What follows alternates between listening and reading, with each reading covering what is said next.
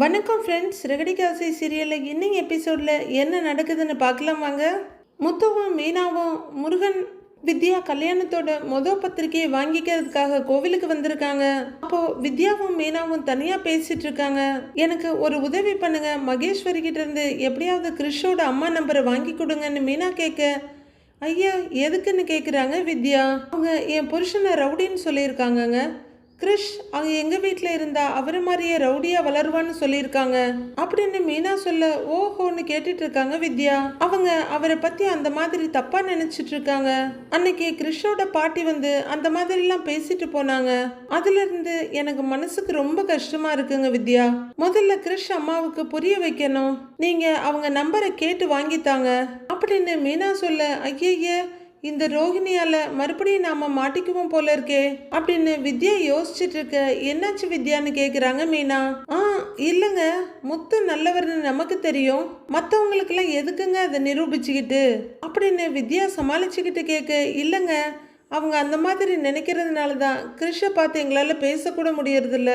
ஒரு தடவையாவது அவங்க கிட்ட பேசணும். உங்கள் ஃப்ரெண்டு கிட்ட இருந்து எனக்கு நம்பர் வாங்கி தர்றீங்களா அப்படின்னு மீனா கேட்க, நீங்கள் வீட்டுக்கு போனால் அவளை நேர்லேயே பார்க்கலாம் அப்படின்னு மைண்ட் வாய்ஸ் நினைச்சு கொஞ்சமா சத்தமா சொல்லிடுறாங்க வித்யா.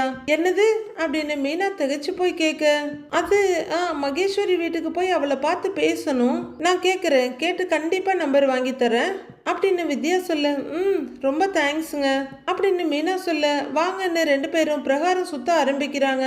அடுத்து வித்யா மகேஸ்வரிக்கு வந்து பத்திரிக்கை கொடுத்துட்டு இருக்காங்க. கண்டிப்பா மேரேஜுக்கு வரணும்னு சொல்ல, கண்டிப்பா வரேன்டி, ரோஹிணியோட ஃப்ரெண்டா தான் உன்னை எனக்கு தெரியும், ஆனா கொஞ்ச நாள்ல நீ எனக்கு க்ளோஸ் ஆயிட்ட அப்படின்னு மகேஸ்வரி சொல்ல, அது அப்படிதான், நான் பேசுறேன்னு எல்லாரும் என்கிட்ட நல்ல ஃப்ரெண்ட் ஆயிடுவாங்க அப்படின்னு வித்யா சொல்லிட்டு இருக்க.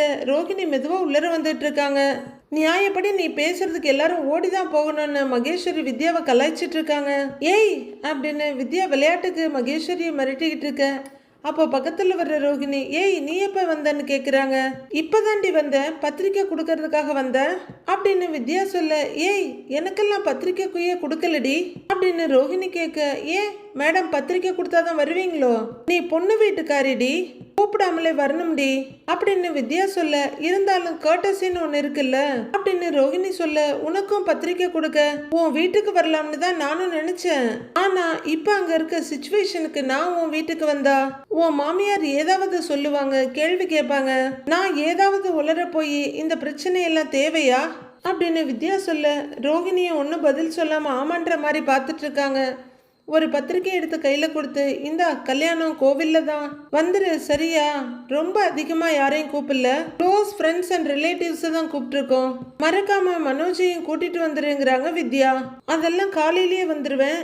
சரி நீ வேற என்னமோ பேசணும்னு சொன்னீன்னு ரோஹிணி கேட்க, ஆமா இல்ல கோவில்ல பத்திரிக்கை வச்சு கும்பிட்டுட்டு முத்துவுக்கும் மீனாவுக்கும் முதல் பத்திரிக்கையை அங்கேயே கொடுத்தாச்சுன்னு வித்யா சொல்ல, ரோஹிணி பயங்கர டென்ஷன் ஆகி வித்யாவை கைய வச்சு ஒரு தள்ளு தள்ளிட்டு, ஏய் இத்தனை வருஷமா ஃப்ரெண்ட்ஸா இருக்கோம், ஆனா ஃபர்ஸ்ட் கார்டு அந்த மீனாவுக்கும் முத்துக்கும் கொடுக்குற அளவுக்கு அவ்வளோ முக்கியமாயிட்டாங்களா அப்படின்னு ரோஹிணி படு மிரட்டலா கேட்க, ஐயோ அப்படிலாம் ஒன்றும் இல்லடி, முருகன் ஆசைப்பட்டாரு, அதுவும் இல்லாம எங்களுக்கு இந்த மேரேஜ் நடக்கிறதுக்கு முத்துவும் மீனாவும் தான் காரணமே, அதுக்காக தான் கொடுத்தோம், இதுக்கு போயெல்லாம் கோச்சிக்கிறியே நீ அப்படின்னு ஆறுதலா ரோஹிணியோட கையை பிடிக்கிறாங்க வித்யா.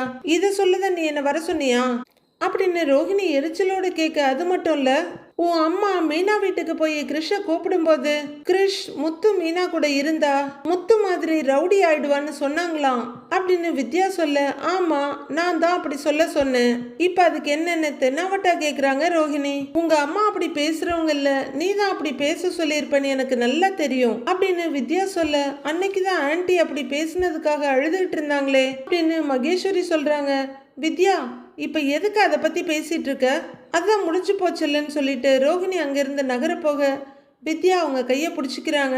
எங்க முடிஞ்சது, மீனா என்கிட்ட கிறிஷோட அம்மா எங்க வீட்டுக்காரரை பத்தி தப்பா நினைச்சிட்டு இருக்காங்க, அவங்க கிட்ட நான் பேசி புரிய வைக்கணும், மகேஸ்வரி கிட்ட சொல்லி கிறிஷோட அம்மா நம்பரை வாங்கித்தாங்கன்னு சொல்றாங்க அப்படின்னு வித்யா சொல்ல, பயங்கர கோபமாயி பல்ல கடிச்சுக்கிட்டு, இந்த மீனாவுக்கு வேற வேலையே இல்லை, அந்த முத்து என்ன பெரிய மகாத்மாவா அவனை பத்தி புரிய வைக்கிறதுக்கு, அவன் ஒரு ரவுடி தானேடி அப்படின்னு ரோஹிணி கத்த, முத்து கோவப்படுவாரு, ஆனா ரவுடி எல்லாம் இல்ல அப்படின்னு வித்யா நிதானமா சொல்றாங்க.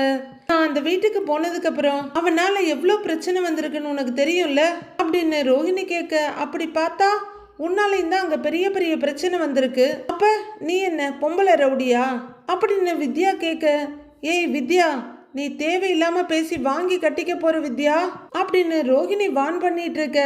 சரி, இப்ப மீனா நம்பர் கேக்குறாங்க, நான் என்ன பண்றதுன்னு கேக்குறாங்க வித்யா.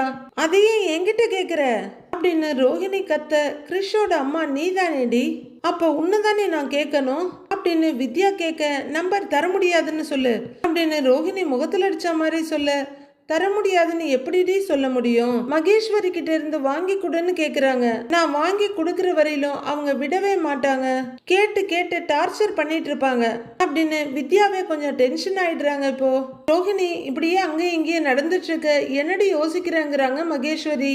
ரோஹிணி மகாராணி சோஃபாவோட கைப்பிடியில் உட்காந்துக்கிட்டு, இதுக்கு ஒரே ஒரு வழிதான் இருக்குங்கிறாங்க. என்ன வழிங்கிறாங்க மகேஸ்வரி. துபாயில தெரிஞ்சவங்க நம்பர் யாரையாவது மீனா கிட்ட கொடுத்து அவங்கள கிறிஷோட அம்மா மாதிரி பேச வைக்கணும். வித்யா, நீ அப்படியே பண்ணிடு அப்படின்னு சர்வசாதாரணமா சொல்றாங்க ரோஹிணி. அதுக்கு துபாயில யாராவது தெரிஞ்சவங்க இருக்கணுமே, நான் எங்க போவேன்றாங்க வித்யா. அதுவும் இல்லாம மீனா கிட்ட என்னால பொய்யெல்லாம் சொல்ல முடியாது அப்படின்னு வித்யா சொல்ல, ஏன்னு கேக்குறாங்க ரோஹிணி. ஏற்கனவே உனக்காக நான் நிறைய பொய் சொல்லிட்டேன், இதுக்கு மேலே அவங்கள ஏமாத்த எனக்கு மனசு வரலடி, அவங்க நல்ல மனசு இருக்கவங்க, அவங்களெல்லாம் என்னால ஏமாத்திட்டு இருக்க முடியாது அப்படின்னு வித்யா சொல்ல, அப்ப என்ன போட்டு கொடுக்க போறியா அப்படின்னு ரோஹிணி நக்கலா கேட்க, போட்டெல்லாம் கொடுக்க மாட்டேன், அதே நேரத்துல என்னால பொய்யெல்லாம் சொல்ல முடியாதுங்கிறாங்க வித்யா. வர வர நீ அவளுக்கு ரொம்ப சப்போர்ட் பண்ணிக்கிட்டே இருக்க, அவளை கொஞ்ச நாளா தானேடி உனக்கு தெரியும் அப்படின்னு ரோஹிணி பல்ல கடிச்சிட்டு கேட்க, இங்க பாரு ரோஹிணி, நீ பண்ற எல்லா தப்புக்கும் உன் கூட இருக்கவங்களும் சப்போர்ட் பண்ணணும்னு நினைக்கிற, அதான் உனக்கு இருக்கிற பெரிய பிரச்சனையே அப்படின்னு வித்யா சொல்ல, மகாராணி ரோஹிணி பயங்கர கோபமா எழுந்து, இப்ப என்ன சொல்ல வர்ற, அந்த மீனா நல்லவன், நான் கெட்டவளா, அப்ப எதுக்கு நீ என் கூட ஃப்ரெண்டா இருக்க அப்படின்னு காட்டு கத்தல் கத்துறாங்க. ஏய் ஏய் ஏய் இருங்கடி, இப்ப நீங்க சண்டை போட்டு எதுவும் ஆக போறது இல்ல, என்ன பண்ணலான்னு யோசிங்கன்னு புது அடிமை மகேஸ்வரி சமரசம் பண்றாங்க. ஃப்ரெண்டுன்னு சொல்றேல்ல, அதுக்காக வேணும்னா நான் ஒரு விஷயம் பண்றேன், மகேஸ்வரி கிட்ட நான் நம்பர் கேட்டேன், ஆனா அவங்க கொடுக்கலன்னு மீனா கிட்ட சொல்லிடுறேன் அப்படின்னு வித்யா சொல்ல, அப்ப இது மட்டும் பொய் சொல்ற மாதிரி ஆகாதான்னு மகேஸ்வரி கேக்குறாங்க. மகேஸ்வரி, கிறிஷோட அம்மா நம்பர் எனக்கு தர முடியுமா அப்படின்னு வித்யா கேட்க, அதை எப்படி தர முடியுங்கிறாங்க மகேஸ்வரி. இப்ப பாரு, நீயே தர முடியாதுன்னு சொல்லிட்ட, இப்ப நான் இதை போய் மீனா கிட்ட சொன்னா அது பொய் இல்லைல்ல அப்படின்னு மகேஸ்வரிய பட்டுன்னு மடக்கிடுறாங்க வித்யா. ரோஹிணி, இதே மாதிரி எத்தனை நாள் தான் பொய் சொல்லி சமாளிக்க முடியும், மீனா என்கிட்ட கூட வந்து நம்பர் கேட்க சான்ஸ் இருக்குல்ல அப்படின்னு மகேஸ்வரி கேட்க, ரோஹிணி யோசிக்கிறாங்க, கண்டிப்பா கேட்பாங்க, அவங்க ஒரு விஷயம் நினைச்சா முடிக்காம விடவே மாட்டாங்க, இவெல்லாம் ரொம்ப நாள்லாம் தப்பிக்கலாம் முடியாது, சீக்கிரமே முத்துவும் மீனாவும் இவளை பத்தின எல்லாத்தையும் கண்டுபிடிக்க தான் போறாங்க அப்படின்னு வித்யா சொல்ல, போது நிறுத்து, இருக்கிற வெறுப்புல நீ வேற ஏண்டி என்ன டென்ஷன் பண்ணிட்டு இருக்கிற அப்படின்னு ரோஹிணி கத்த, ரோஹிணி எதுக்கு டென்ஷன் ஆகுற அப்படின்னு மகேஸ்வரி கேட்க, இவ பேசுறத பார்த்தல, ஏதோ காசு பணத்துக்கு நான் ஆசைப்பட்டு ஏமாத்துற மாதிரி என்கிட்ட பேசிட்டு இருக்கா, எனக்கு பிடிச்ச லைஃப் அமைச்சுக்கணும்னு நினைச்சேன், அது தப்பா, என் அம்மா எனக்கு பண்ணி வச்ச கல்யாணத்தால தான் நான் எவ்வளவோ கஷ்டப்பட்டுட்டேன், இந்த லைஃபையாச்சும் நான் காப்பாத்திக்கணும்னு நினைக்கிறேன், இதுவுமே போயிடுச்சுன்னா லைஃப்ல எனக்கு என்னடி இருக்கு அப்படின்னு ரோஹிணி பேச ஆரம்பிக்க, சரி சரி நீ காமா இரு அப்படின்னு மகேஸ்வரி சொல்ல, இங்க பாரு, மீனா கேட்டா கல்யாண வேலையில பிஸியா இருக்கேன்னு சொல்லு, இல்ல நான் மகேஸ்வரி நம்பர் தரலன்னு சொல்லு அப்படின்னு ரோஹிணி சொல்ல, ஓகே, ஆனா அது எத்தனை நாளைக்குன்னு பாத்துக்கோ, நிறைய இடத்துல நான் பத்திரிக்கை கொடுக்கணும், கிளம்புறேன், பை அப்படின்னு வித்யா அங்கிருந்து கிளம்பிடுறாங்க. ரோஹிணி மறுபடியும் அந்த சோஃபாவோட கட்டையில உட்கார, ரோஹிணி, வித்யா சொல்றதுலயே நியாயம் இருக்கு, மீனா உன்னோட நம்பரை வாங்க ட்ரை பண்ணிக்கிட்டே தான் இருப்பாங்க, வித்யா வேற மீனாவுக்கு ரொம்ப சப்போர்ட் பண்றா, ஒரு ஸ்டேஜ்ல வித்யாவே உன்னை பத்தி சொல்றதுக்கு சான்ஸ் இருக்குல்ல அப்படின்னு மகேஸ்வரி சொல்ல, கரெக்ட் தான், அவளை நம்பவும் முடியாது, இதுக்கு ஒரு முடிவு கட்டணும், அந்த மீனா என் பக்கம் வரவே கூடாது, கிறிஷோட அம்மா யாருன்னு தேடவும் கூடாதுங்கிறாங்க ரோஹிணி.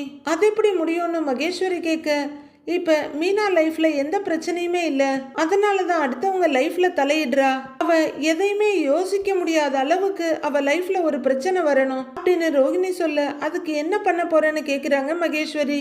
யோசிக்கிறேன்னு பயங்கரமா யோசிக்கிறாங்க ரோஹிணி. வீட்டுல முத்துவும் மீனாவும் கட்டில உட்கார்ந்துருக்காங்க. முத்து வாங்கிட்டு வந்த சின்ன உண்டியல்ல ரெண்டு பேரும் போட்டி போட்டுட்டு பணத்தை போடுறாங்க. நான் தான் போட்டேன் அப்படின்னு மீனா சிரிக்க, மீனா இன்னைக்கு ஒரு பெரிய சவாரி வந்துச்சு. காலையில இருந்து சாயந்தரம் வரல நம்ம கார்லயே எல்லா இடத்துலயும் சுத்திட்டு இருந்தாங்க. சவாரி முடியும் போது கேட்டதை விட அதிகமாவே பணம் கொடுத்தாங்க அப்படின்னு முத்து சொல்ல, ஆமாங்க, உங்க கார்ல யார் ஏறினாலும் மறுபடியும் உங்களை தானே தேடி வருவாங்க. அந்த அளவுக்கு பேசி அவங்க போறதுக்குள்ள நீங்க சொந்தக்காரங்க மாதிரி மாறிடுவீங்க அப்படின்னு மீனா சொல்ல, அதனாலதான் என்ன தேடி தேடி வர்றாங்க. சில நேரத்துல என்னால போக முடியலன்னா அவங்க வெளியே போறத கூட தள்ளி வச்சிடுறாங்கன்னா பாத்துக்கையே அப்படின்னு முத்து சந்தோஷம் பெருமையுமா சொல்ல, மீனாவும் அப்படின்னு சிரிச்சுட்டே பாக்குறாங்க. ஏன்னா முத்து வந்தா யாரோ ஒரு டிரைவரா மட்டும் இல்லாம அக்கறையா பார்த்து பார்த்து கூட்டிட்டு போயிட்டு வந்துருவான் அப்படின்னு நம்புறாங்க. எந்த தொழிலையும் அந்த நம்பிக்கை தான் மீனா முக்கியம் அப்படிங்கிற முத்து அந்த உண்டியல் எடுத்து ஆட்டி பாக்குறாரு.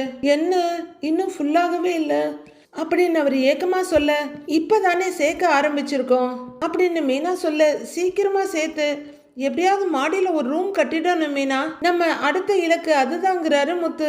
ஓஹோ, சார் ரூம் கட்டுறதுல ரொம்ப ஆர்வமா இருக்கீங்க போல, அதிகமா சம்பாதிக்க வேற ஆரம்பிச்சிட்டீங்க, விட்டா ஒரு வாரத்திலேயே ரூம் கட்டிடுவீங்க போல அப்படின்னு மீனா கேட்க, காசு இருந்தா பண்ணிடுவேன் தான், ஆனா பொறுமையா தானே எல்லாமே நடக்குது அப்படின்னு முத்து சொல்ல, சரி அப்படி என்ன ரூம் கட்டுறதுல ஆர்வம் அப்படின்னு மீனா கேட்க, அது வரலாம் ஜாலியா ஆடிக்கிட்டு இருந்த முத்து அப்படியே ஸ்டபானா உட்காந்து, தெரிஞ்சு கேக்குறியா தெரியாம கேக்குறியா அப்படின்னு கேட்க, தெரிஞ்சுக்கலான்னு தானுங்க கேக்குறேன் அப்படின்னு மீனா சொல்ல, என்ன பண்றது பாக்குறவங்கலாம் வீட்டுல விசேஷம் இல்லையா வீட்டுல விசேஷம் இல்லையான்னு கேக்குறாங்க அப்படின்னு முத்து சொல்ல, லைட்டா வைக்கப்படுற மீனா என்னையும் தான் கேக்குறாங்க அப்படின்னு சொல்ல, முத்து அப்படியே விரல நோண்டிக்கிட்டு, நமக்கே இங்க ரூம் இல்ல, நமக்கு குழந்தை பிறந்தா குழந்தை இப்படி ஹால்லயே வச்சு வளர்க்க முடியுமா, அதுக்கு தான் முடிஞ்ச அளவுக்கு சீக்கிரமா மாடியில ரூம் கட்டிடணும்னு பாக்குறேங்கிறாரு முத்து.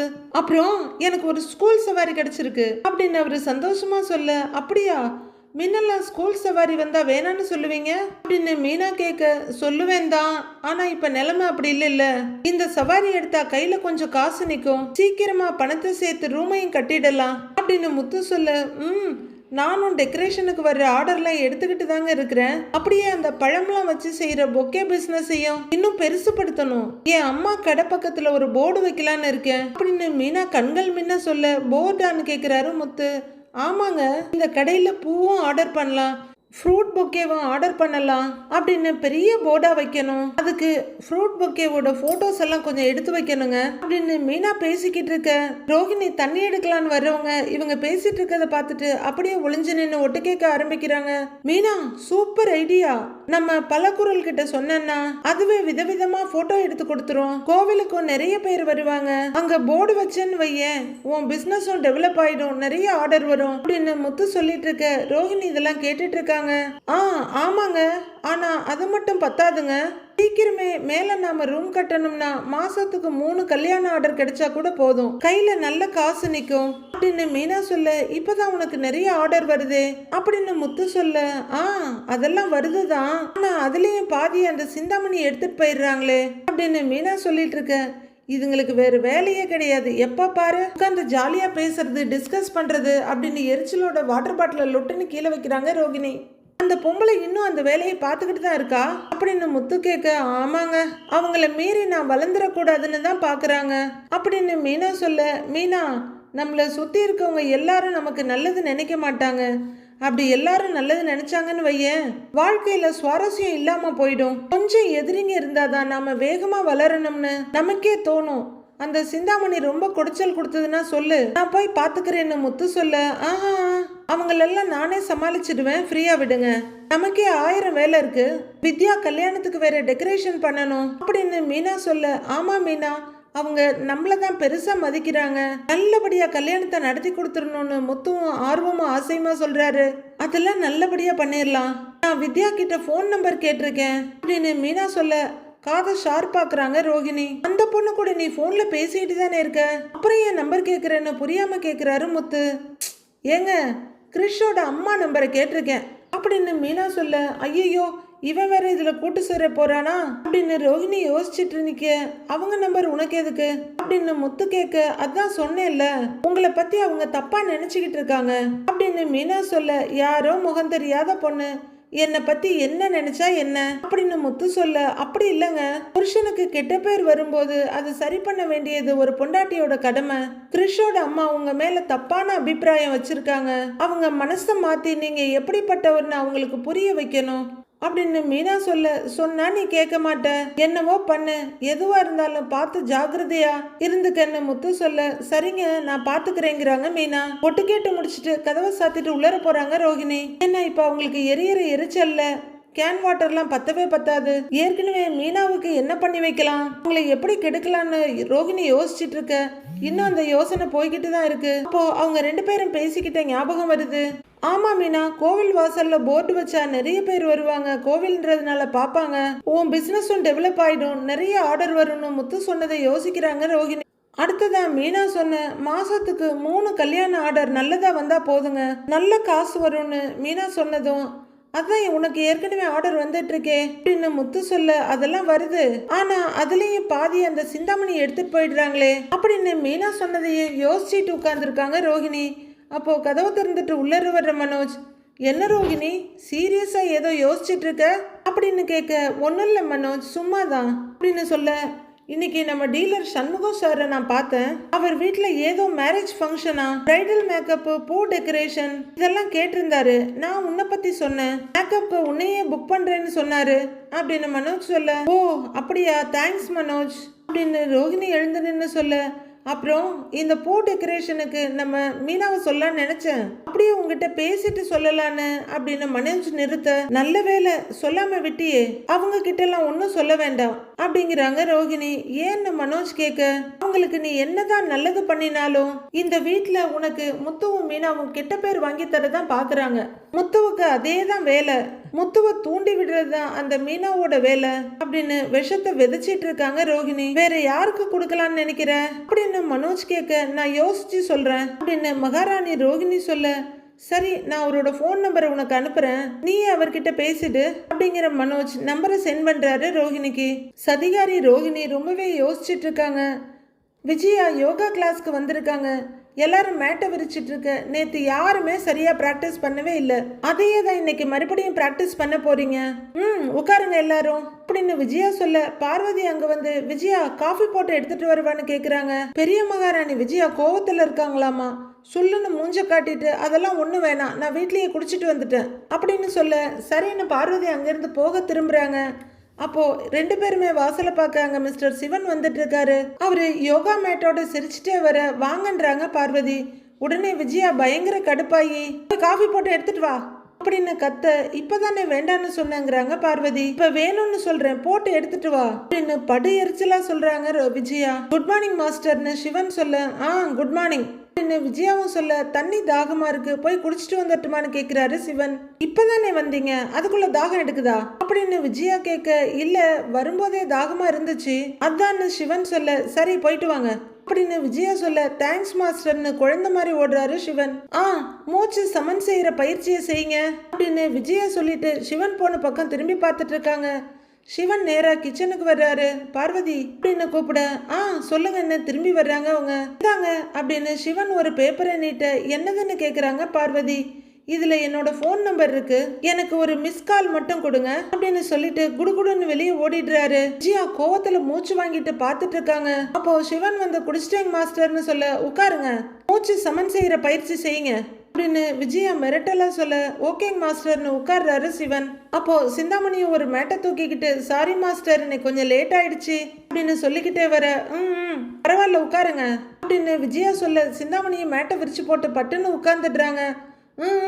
எல்லாரும் மூச்சு இழுத்து விடுங்க அப்படின்னு விஜயா சொல்லிட்டு இருக்க, இந்தா விஜயா காஃபி அப்படின்னு பார்வதி கொண்டு வந்து நீட்ட, எனக்கு வேண்டாம் நீயே குடிங்கிறாங்க விஜயா. ஆனா விஜயாவுக்கு இருக்க எகத்தாளமும் லொல்லும் கொஞ்சம் நெஞ்சம் இல்ல. நீ தானே வேணும்னு கேட்டேன்னு பார்வதி கேட்க, இப்ப வேணாம்னு தோணுது, நீயே குடி அப்படின்னு விஜயா ரொம்ப திமிரா சொல்ல, வர வர நீ மாறிக்கிட்டே இருக்க அப்படின்னு பார்வதி சங்கடமா திரும்பி போக சிவன் பார்த்துக்கிட்டே இருக்காரு. பார்வதி அந்த பக்கமா போக சிவனோட தலையும் அந்த பக்கமாவே திரும்பி இருக்கு.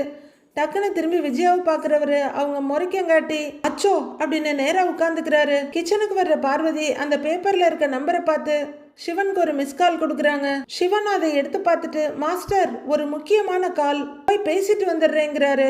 முக்கியமான கால் அது இதுன்னு யோகா கிளாஸ்ல எல்லாம் சொல்லக்கூடாது, மெடிடேஷன் பண்ணும்போது கவனம் இதுல தான் இருக்கணுங்கிறாங்க விஜயா. மாஸ்டர் இந்த ஒரு தடவை மட்டும் மாஸ்டர்னு சிவன் சொல்ல, இப்ப போங்க, ஆனா இனிமே இந்த மாதிரிலாம் பண்ணாதீங்க அப்படின்னு விஜயா சொல்ல, ஓகேங்க மாஸ்டர் தேங்க்யூன்னு ஓடுறாரு சிவன். உண்மையிலேயே சிவனை பார்க்க ரொம்பவே காமெடியா தான் இருக்கு. வெளியே வந்து மறுபடியும் மிஸ் கால் வந்த நம்பருக்கு அவர் ரிங் பண்ண, சொல்லுங்க சிவன்கிறாங்க பார்வதி. நீங்க மிஸ் கால் கொடுப்பீங்கன்னு நான் நினைக்கவே இல்லை அப்படின்னு சிவன் சொல்ல, இதுல என்ன இருக்கு, நீங்க மிஸ் கால் கொடுக்க சொன்னீங்க, கொடுத்தேன், அவ்வளவுதானே அப்படின்னு பார்வதி சொல்ல, நான் ஏன் இப்போ உங்களுக்கு கால் பண்ணேன்னா என்னை பத்தி நீங்க தெரிஞ்சுக்கணும் அப்படின்னு சிவன் சொல்ல, உங்களை பத்தி நான் ஏன் தெரிஞ்சுக்கணுங்கிறாங்க பார்வதி. இல்ல ஏதோ உங்ககிட்ட சொல்லணும்னு தோணுது அதான் அப்படின்னு சிவன் சொல்ல, சரி சொல்லுங்கிறாங்க பார்வதி. என் ஒய்ஃப் இறந்து 12 வருஷம் ஆச்சு. எனக்கு ஒரே பையன்தான். அவனுக்கும் மேரேஜ் ஆகி மும்பைல வெல் செட்டில்டா இருக்கான். இங்க நான் தனியா தான் இருக்கேன். ஏதோ உங்ககிட்ட சொல்லணும்னு தோணுச்சு. இதே மாதிரி நான் உங்களை பத்தி தெரிஞ்சுக்கலாமா அப்படின்னு சிவன் கேட்க, என்ன பத்தியாங்கிறாங்க பார்வதி. உங்க விருப்பம் தான், உங்களுக்கு இதெல்லாம் என்கிட்ட சொல்லணும்னு தோணுச்சுன்னா சொல்லுங்க, இல்லைன்னா வேண்டாம் அப்படின்னு சிவன் சொல்ல, பார்வதி காதுல இருந்து மொபைல் எடுத்துட்டு யோசிக்கிறாங்க. கொஞ்ச நேரம் கழிச்சு காதுல மறுபடியும் வச்சு, என் ஹஸ்பண்ட் ரொம்ப நாளைக்கு முன்னாடியே இறந்துட்டாரு. எனக்கு ஒரே பையன் தான். அவன் பொண்டாட்டி பேச்சு கேட்டுக்கிட்டு ஃபாரின்லயே செட்டில் ஆயிட்டான் அப்படின்னு பார்வதி உள்ளர பேசிக்கிட்டு இருக்க, மூச்சை நல்லா வாங்கி உள்ளர விழுங்க, நல்லா பண்ணுங்க அப்படின்னு கையில ஆக்ஷன் கொடுத்துக்கிட்டே விஜயா வெளியே சிவனை பார்த்துட்டு இருக்காங்க. சிவன் இன்னும் மொபைல்ல பேசிக்கிட்டே இருக்க கடுப்போட பார்த்துக்கிட்டே கைய ஆக்ஷன் மட்டும் இங்க கொடுத்துட்டு இருக்காங்க விஜயா. பார்வதி பக்கம் திரும்ப அவங்களும் மொபைல்ல பேசிக்கிட்டு அந்த பக்கமா போறாங்க. பார்வதி உள்ளர என்ன பண்றா, என்ன அந்த ஆளும் போன் பேசிட்டு இருக்கான், இவளும் போன்ல பேசிக்கிட்டு இருக்கா, ஒருவேளை ரெண்டு பேரும் சேர்ந்துதான் போன் பேசுறாங்களோ அப்படின்னு விஜயா யோசிக்க, அடுத்த நிமிஷம் அவங்களுக்கு தூக்கி வாரி போட பார்வதியை பாக்குறாங்க. பேசிட்டு இருக்க பார்வதியையும் லெப்ட் சைடு பேசிட்டு இருக்க சிவனையும் விஜயா மாறி மாறி பாத்துக்கிட்டு இருக்காங்க. அப்போ சிவன், இதோ பாருங்க, நான் சொல்றத மட்டும் கேளுங்க, வேற எதுவும் பேசாதீங்க. மாஸ்டர் நீங்களும் நானும் பேசிட்டு இருக்கத பாத்துட்டு இருக்காங்க. அவங்களுக்கு நாம தான் பேசிக்கிட்டு இருக்கோன்னு டவுட் வந்துருச்சு போல. அதனால நீங்க போனை கட் பண்ணிடுங்க. நான் பேசிட்டு இருக்க மாதிரி ஆக்ட் பண்றேன், அப்பதான் மாஸ்டருக்கு டவுட் வராது அப்படின்னு சிவன் சொல்ல, சரின்னு போனை கட் பண்ணிடுறாங்க பார்வதி. விஜயா இன்னமும் ரெண்டு பேரையும் மாறி மாறி பார்த்துட்டு இருக்க. பார்வதி போனை கட் பண்ணிட்டு உள்ளர வந்துகிட்டு இருக்காங்க. சிவன் கால் பேசிட்டே இருக்காரு. ஆமாமா, அவரு ரொம்ப முக்கியமான ரைட்டர், அவரு டச் பண்ணாத டாபிக்கே இல்ல அப்படின்னு சிவன் போன்ல பேசிட்டு நடந்துகிட்டு இருக்க. பார்வதி போனை கட் பண்ணிட்டா. ஆனா இந்த ஆள் பேசிக்கிட்டு இருக்கான்னா அப்ப அவ வேற யார் கூடயோ தான் பேசிட்டு இருந்திருக்கா. அப்படின்னு ஒரு நிம்மதி பெருமூச்சு விடுற விஜயா, பார்வதி அப்படின்னு கூப்பிட்டு இருக்க. இவரு சரிங்க சார், நான் அப்புறமா பேசுறேன் அப்படின்னு போனை வைக்கிறாரு சிவன். என்ன விஜயான்னு பார்வதி வந்து நிக்க, மனோஜோட ஃப்ரெண்டு குருவாயூர் போயிட்டு வந்தானா, பிரசாதம் கொடுத்து அனுப்புனா, வந்த உடனே கொடுக்கணும்னு நினைச்சேன், மறந்துருச்சு, பூஜை ரூம்ல இருக்கு, போய் எடுத்துக்கோ அப்படின்னு விஜயா சொல்லிட்டு இருக்க. பேசி முடிச்சிட்டு சிவனும் அங்க வந்து நிக்க. பார்வதியும் சிவனும் ஒருத்தர் பார்த்துட்டு இருக்காங்க. போய் எடுத்துக்க, என்ன பார்த்துக்கிட்டு இருக்க அப்படின்னு அதை பார்த்து கடுப்பாகிற விஜயா சொல்ல, அப்படின்னு பார்வதி அங்கிருந்து போறாங்க. சிவன் அப்படியே நின்றுட்டு இருக்க. நீங்க போய் உட்காருங்கன்னு அவரும் ஒரு மிரட்டு அப்படின்னு அவரும் போறாரு. பார்க்க ரொம்பவே ஜாலியா காமெடியா இருக்கு. உட்கார்ற சிவனோட தலை மறுபடியும் பார்வதி போன சைடா திரும்ப, விஜயாவும் உள்ளர அவ தெரியறாளான்னு பாக்குறாங்க. பார்வதியோட தலை தெரியலன்னு நீங்களும் பண்ணுங்க அப்படின்னு மிரட்ட சிவன் பொசிஷன்ல உட்கார்றாரு.